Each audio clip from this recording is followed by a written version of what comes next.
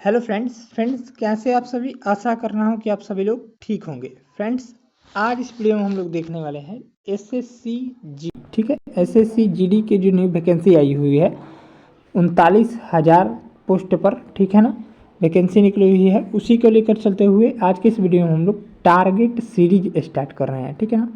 Target series start कर रहे हैं जो कि एसएससी जीडी के लिए ही होगा सिर्फ। और इस वीडियो में हम लोग जीके जीएस के प्रश्नों को कवर करेंगे। डेली हम लोग 20 क्वेश्चंस को कवर करेंगे जो आपके एग्ज़ाम के लिए इम्पोर्टेंट होगा, ठीक है। और बिल्कुल एग्ज़ाम पैटर्न जैसा ही इसको तैयार किया गया है, ठीक है। अगर इसका पीडीएफ आप चाहते हैं तो इसका पीडीएफ हमारे टेलीग्राम पर मिलेगा। टेलीग्राम चैनल का लिंक इसी वीडियो को डिस्क्रिप्शन बॉक्स में दिया गया है, उसको ज़रूर से ज़रूर ज्वाइन कर लीजिएगा। चलिए हम लोग स्टार्ट करते हैं। टारगेट सीरीज नंबर यानी डे 1 है, आज से ही हम लोग स्टार्ट कर रहे हैं। चलिए स्टार्ट करते हैं। पहला प्रश्न है, भारत में कार्यकारी प्रमुख कौन होता है? तो भारत में कार्यकारी प्रमुख जो होता है वो कौन होता है? तो प्रधानमंत्री होता है, ठीक है, याद रखिएगा। यानी ऑप्शन हो जाएगा बी ऑप्शन। चलिए नेक्स्ट प्रश्न देखेंगे। दूसरा सवाल यहाँ से दिया गया है, कोणार्क मंदिर का निर्माण किसने कराया था? तो कोणार्क का जो सूर्य मंदिर है उसका निर्माण जो है वो किसने करवाया था? ये किसने करवाया था? नरसिंह देव प्रथम ने करवाया था। यानी राइट आंसर हो जाएगा आपका बी ऑप्शन करेक्ट हो जाएगा। बिल्कुल हम एग्ज़ाम जैसा ही तैयार किए हैं इसको। चलिए नेक्स्ट है 3 नंबर प्रश्न, सम्राट अशोक किसके उत्तराधिकारी थे? तो सम्राट अशोक जो थे वो बिंदुसार के उत्तराधिकारी थे। यानी राइट आंसर हो जाएगा बी ऑप्शन करेक्ट हो जाएगा। चलिए अगला प्रश्न देखेंगे, किस नदी को जो है बंगाल का शोक के नाम से जाना जाता है? तो बंगाल के शोक के नाम से यहाँ पर दामोदर नदी को जाना जाता है। यानी ऑप्शन हो जाएगा बी ऑप्शन करेक्ट ऑप्शन हो जाएगा। चलिए नेक्स्ट प्रश्न देखेंगे, भारतीय संविधान में पहली बार संशोधन कब किया गया था? तो भारतीय संविधान में जो पहली बार संशोधन किया गया था वो कब किया गया था? तो 1951 में किया गया था। यानी ऑप्शन हो जाएगा बी ऑप्शन। भारतीय संविधान की अगर हम बात करें तो इसमें 395 आर्टिकल हैं यानी अनुच्छेद हैं, ठीक है, 22 भाग हैं, ठीक है, 22 लेसन्स हैं और 12 अनुसूचियाँ हैं, ठीक है, याद रखिएगा ये पूछा जाता है। पहले जो है 8 अनुसूचियाँ थी, फिर अभी वर्तमान में जो है वो 12 अनुसूचियाँ हैं। चलिए नेक्स्ट प्रश्न देखेंगे, रॉलेट एक्ट को किस वर्ष पारित किया गया था? तो रॉलेट एक्ट को जो है इम्पोर्टेंट प्रश्न है, ये प्रश्न पूछा जा सकता है। तो इसका राइट आंसर हो जाएगा 1919 में पारित किया गया था। यानी ऑप्शन जो हो जाएगा बी ऑप्शन राइट आंसर हो जाएगा। चलिए अगर आप चैनल पर नए हो चैनल को सब्सक्राइब कर लीजिएगा। चलिए नेक्स्ट है, कर्णम मल्लेश्वरी किस खेल से संबंधित है? इम्पोर्टेंट प्रश्न है और ये एग्ज़ाम के व्यू से इम्पोर्टेंट है। तो कर्णम मल्लेश्वरी का संबंध जो है वो यहाँ पर किससे है? ये भार उठाने से संबंधित है। यानी ऑप्शन हो जाएगा बी ऑप्शन राइट आंसर हो जाएगा। चलिए अगला प्रश्न है, 1 डेका लीटर कितना होता है? 1 डेका लीटर में जो होता है वो यहाँ पर हम बता देते हैं 10 लीटर होता है, ठीक है।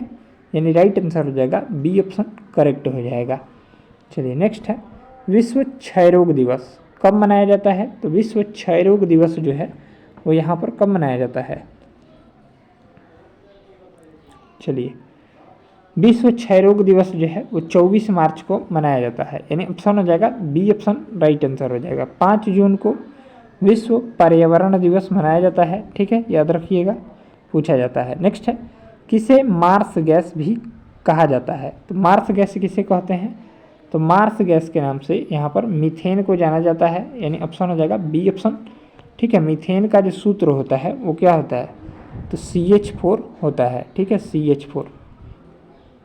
मीथेन का सूत्र यहाँ पर CH4 होता है, ठीक है, याद रखिएगा, ये प्रश्न पूछा जा सकता है। चलिए अगला प्रश्न देखेंगे यहाँ से। चलिए नेक्स्ट है 11 नंबर सवाल, मंगल ग्रह के कितने उपग्रह हैं?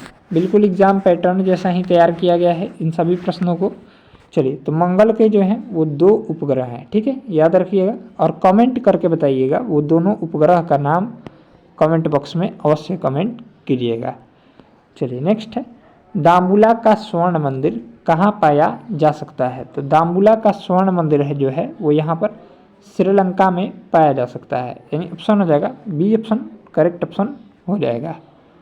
चलिए अगला प्रश्न देखेंगे 13 नंबर, साइप्रस की राजधानी है, तो साइप्रस की राजधानी जो हो जाएगी वो यहाँ पर क्या हो जाएगी, तो निकोसिया हो जाएगी। ठीक है, यानी राइट आंसर हो जाएगा बी ऑप्शन राइट हो जाएगा।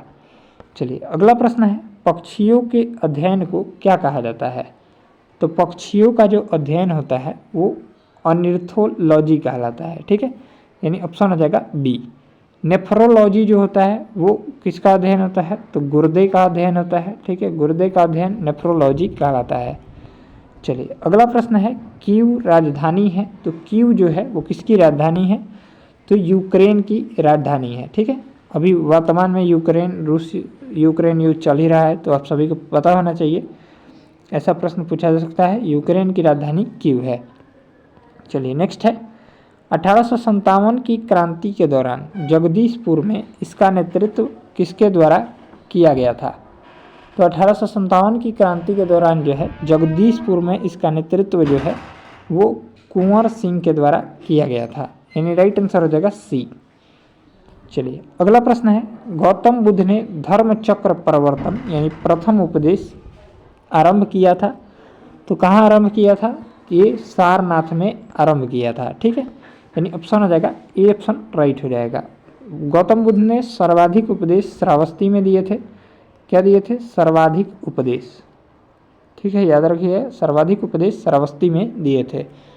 बोध गया में गौतम बुद्ध को ज्ञान की प्राप्ति हुई। ठीक है, चलिए अगला प्रश्न है यहाँ से, कोइलवर पुल किस नदी पर स्थित है, तो कोइलवर पुल जो है वो यहाँ पर किस नदी पर स्थित है, तो ये स्थित है गंडक नदी पर। ठीक है, यानी ऑप्शन हो जाएगा ए ऑप्शन।